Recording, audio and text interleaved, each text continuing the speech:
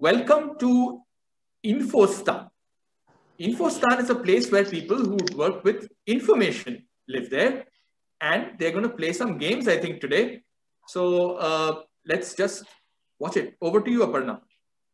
Okay, thank you, Arnab. And good morning, everyone, and welcome to Infostan. This is the land where we solve real world problems using principles from theoretical computer science. You might be surprised that there are, apart from my laptop, which is here to see the chat, there are actually no other computers to be seen. Instead, we will solve these problems using abstract ideas that we use to solve problems in theory. Okay, so let's just jump in.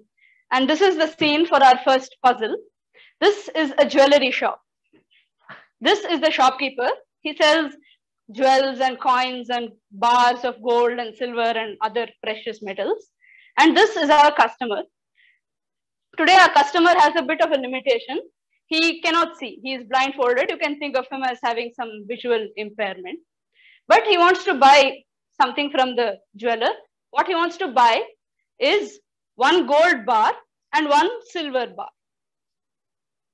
In this world, we can imagine that there is no difference between the feeling of gold and silver. We can imagine that they have the same weight, they have the same texture. So our customer cannot feel them and distinguish which one is gold or which is silver, or maybe both are gold or both are silver. We don't know. So now he has a task.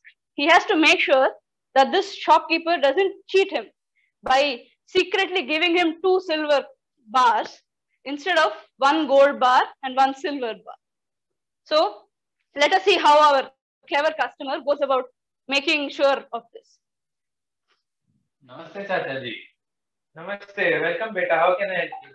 I want to buy one gold bar and one silver bar. Okay, sure. Here you go. I'm giving you one gold bar in your right hand, one silver bar. So you said this is the gold bar? Yes. And this is the silver bar? Yes. But I'm not sure if I can trust you. Give me a second. Okay.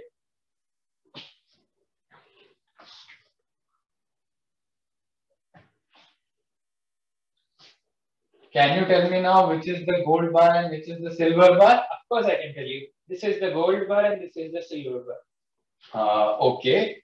Let me try once more. Okay. Can you tell me which is the gold bar and which is the silver bar? What are you doing? This is obvious. This is gold and this is silver. Give me one more chance. Okay.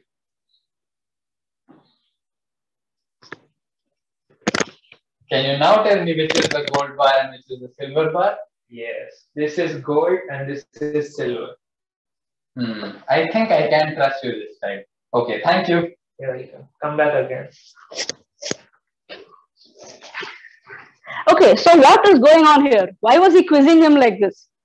Let's see if we can have any guesses in the chat. What is going on? Why was the customer quizzing the shopkeeper on what was gold or silver? Do we have any guesses, any thoughts?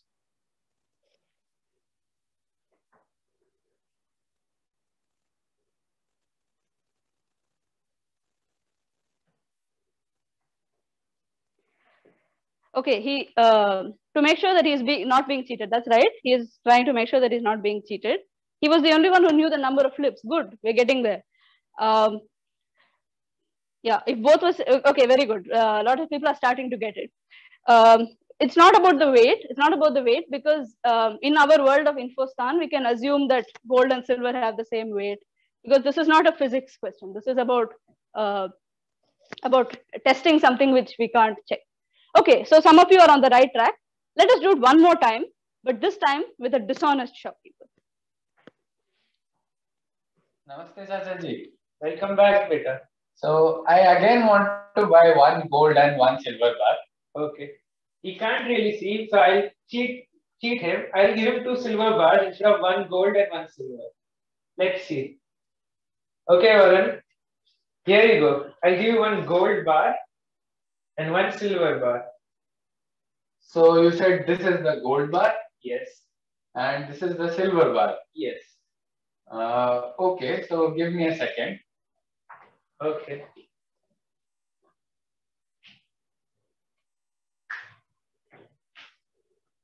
Can you now tell me which is the gold bar and which is the silver bar? Oh, they both look identical to me. I'll have to just guess it. I think this is gold. Yes, you're right. Give me one more chance. Okay.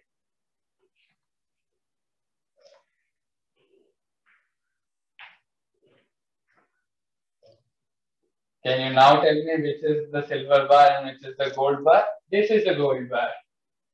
Okay. Let me try once more. Okay.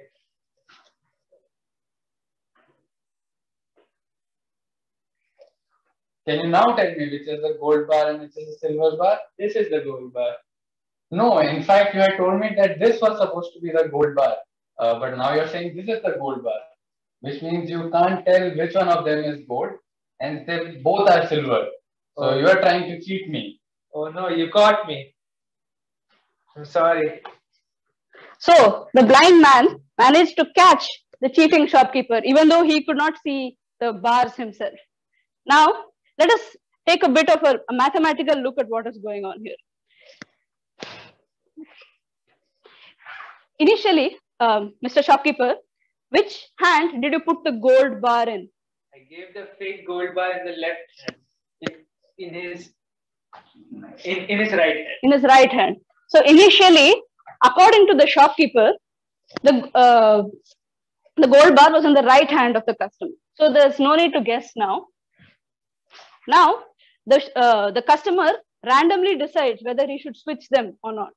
So when you switch them, in which hand was the gold bar? I kept it in the left hand. The left hand. And what did you guess? I guessed correctly. He guessed correctly. The second time, in which hand did you keep that same bar? I again kept it in the left hand. You again kept it in the left hand. What did you guess? I guessed left. He guessed left. And finally, in which hand did you keep the gold bar? This time I decided to flip it to the right hand. And what was your guess? I guessed left. He guessed left again because it was working for him so far. But this time he was wrong and he was caught. Now, the first time, since both of them look the same to him, he has to choose randomly. So he could have guessed either left or right. So he has a 50% chance of being correct. Now, we only proceed to the second round if he was right the first time. And the second round, he separately has a 50% chance of getting it right. So overall, the chance of getting it right twice in a row is half of half, 25%.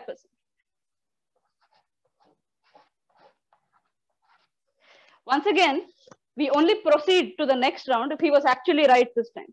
So the chance of getting it right 3 times in a row is half of this.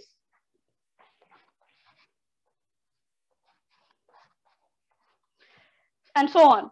Once you do it a few more, 2 or 3 more times. How many times before it? Yeah.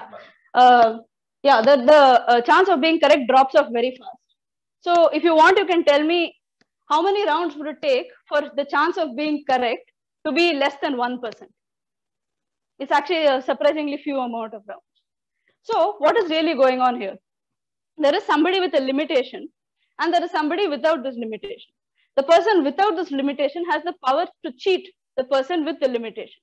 But using the power of randomness and quizzing him, he was able to catch the cheater, even though he was not able to distinguish them himself, at least with a high chance. If not always, there is a chance that he could guess consistently each time, but it's a very small chance. The chance gets smaller and smaller as you try more and more times. All right, so what does this have to do with computer science? Why? In fact, the computers that we use also have limitations, right? This is just a small laptop. It can't do everything that a powerful supercomputer of Google or IBM. It can't do what they can do. But even though our computers have limitations, we might sometimes want to use the powers of a much more powerful machine to solve the problems that we might want to solve. And we have to make sure that they don't cheat us. So we use some interaction so that they prove to us that they are not cheating us. So this field of computer science is called interactive proofs. Using interaction, you can prove something. Okay, let's see. 6 times 7 times. Yeah, 7 times is correct. So 2 to the power of 7 is 128, which is more than 100. So if you do it 7 times, the chance of being right is only 1 in 128, which is less than 1%. So yeah, 7 with 7 rounds, there's only a less than 1% chance that he can lie consistently. Excellent, very good, all of you. Now let us move to a completely different paradigm. We are now moving to the world of message passing. Especially of late, you would have heard a lot of stuff about WhatsApp and encryption and privacy. And some of you might be wondering what is going on here? How do they encrypt? What is this all about? So we will look at that in a second. But right now, let us look at something much more simple. Let us look at just a box. And we can imagine that this box stands for some message that somebody wants to send to somebody. In this case, our friend Pranshu wants to send something precious in the box to Varun. Now Varun can open his eyes and see. And they are far apart from each other. So they have to send it through a messenger, a postman or something. In that case, that person is me. Now, if they just send this box as it is, I can open it and take whatever precious thing is inside. Yeah, we can imagine that the gold is inside. It's something precious which they don't want me to have. He just wants to send it to Varun. All right, so we've established that just sending the box as it is a bad idea because I can just open it. So we should give them some more power. So let us give them something. How would you protect a box? It's very easy, right? Right. Yeah. So the natural answer is using a lock and a key. Okay. So imagine that Pranshu has a lock and a key. Why? You can even imagine that Varun has a lock and a key. Why not? Now what? Now, yeah, and they are different locks and keys. So I can't send an unlocked box to Varun via Pranav. So what I can do is I can lock it and send it to her. Send it via. So I lock the box and then pass it to Pranav. Now I can't open it because it is locked. Okay, great. So the messenger couldn't open the lock. So what can any guesses what I can do now? This did work. So what can Varun do? Even he can't open the lock that Pranshu sent.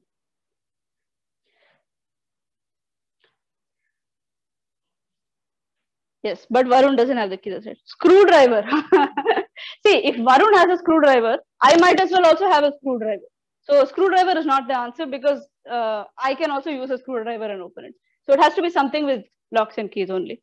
Blowtorch, hammer. No. So yes, we are.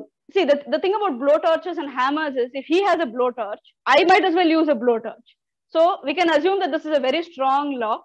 No blowtorches, no hammers, no screwdrivers, no hair clips. None of these work.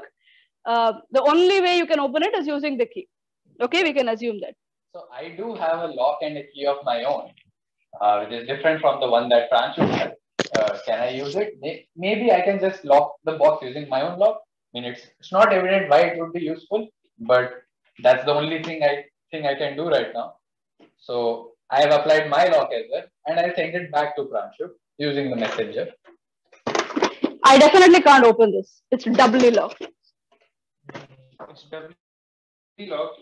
I can't open it because I don't have the key to Varun's lock, but I can open my lock. Let me do that. Some more answers why he opens it are send the key a different way and so on. Not safe. If you send a key, that's not safe. Whoever is taking the key can steal the key. So no sending of keys is allowed. So I have unlocked my lock. It still has Varun's lock on it. So it is locked. This box is still locked and I'm getting a bit tired as a messenger. Okay, so we were fortunate that the messenger couldn't open it still, but now the lock on it is my lock. So I can in fact open the lock.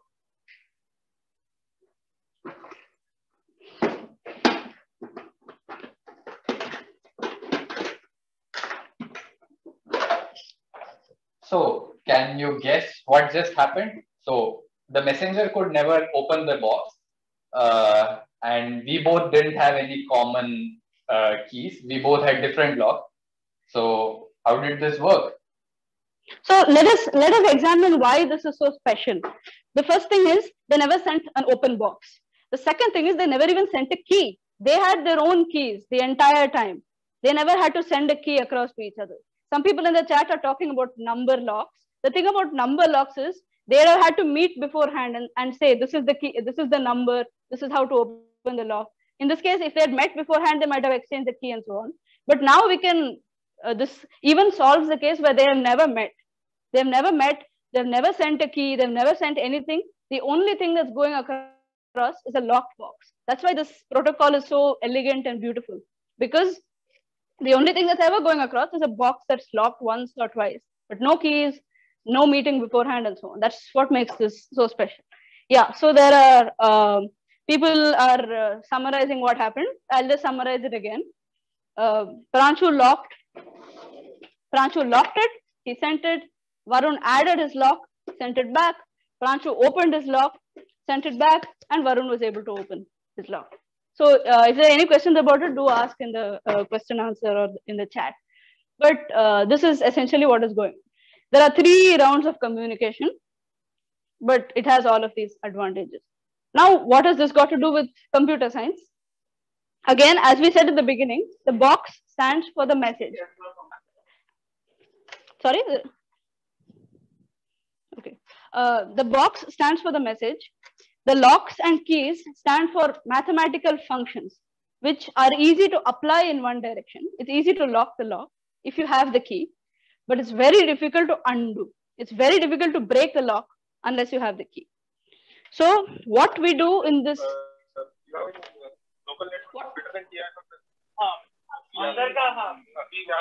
there a question? Okay.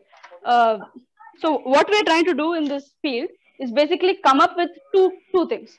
One is this, what we call a protocol. So what they followed is a protocol, this pattern of exchanging. The second is come up with these mathematical functions that can serve as these locks and keys. That is essentially what we do in the subfield of computer science known as cryptography, which you've probably heard of. One of the things that we do is come up with these protocols and with these functions. Is there anything else? Any questions? Yeah, if there are any questions, please do hit me. So one thing is, can you explain how the key never got transferred? Interesting thing is, how the key never got transferred. The key never got transferred because they had their keys. What Pranshu would do is... Would have sent a copy of my key inside the message. No, that's kind of confusing. Let's just... should we just do this thing over again? We'll repeat it one more time. Okay, so put your lock. So open the box. Let's show that we have put our valuable. So we have put our valuable inside the box. And now I'll lock it up. My own lock. I have locked it. So he still has his key. He's only sending the locked box. Okay, so now what I do is I put my lock on it as well. So now send it back. Then I use my key to unlock my lock.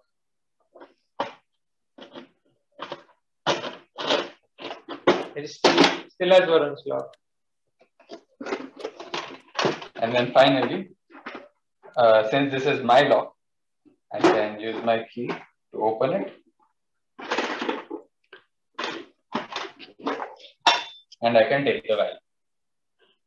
So you can understand how they had the keys. They used to use them in between to open and apply their locks. And they only sent the box. It was locked once, locked twice, locked once again. And that's the end of the protocol. So no keys were sent at any point. Yeah, so there's one question, yeah, which is just like, how do you know that, how did the first person know that he should unlock his own key and take it out when the double lock box comes back to him? I mean, that's part of your protocol, so right? So you can assume that the locks are, you can either assume that the locks are slightly different and you know which one is your lock, the other lock. Know which one is the first one. In the mathematical world, we choose functions where if you apply one, apply the second one, and then undo the first one, it basically gives the result of if you were to apply only the second one. So we try to choose functions that have that property. Okay, excellent. Yeah, so there are some functions that don't work. X squared and x plus 1, these don't sort of commute with each other. But, sorry? Easy to invert. Yeah. So these are easy to invert, but they don't commute with each other. But some, multiplications or some raising to a power, if you do this consecutive times, you can undo the first one without affecting the product of the second. Is this somewhat related to pseudocode? Pseudocode is just a way of writing a program which is not in any specific language. So yeah, we use these words very, we have to have specific meanings for these words, otherwise we'd get confused.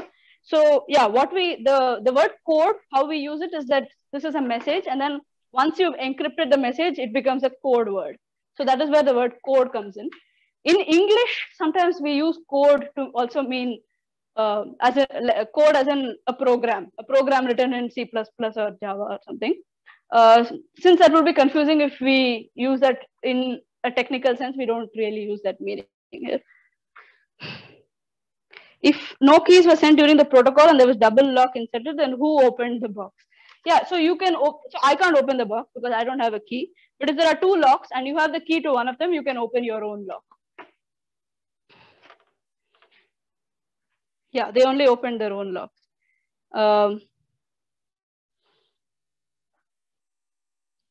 Any more questions? Okay, great. Yeah. This is fantastic. Thank you so much, Infostan team, for taking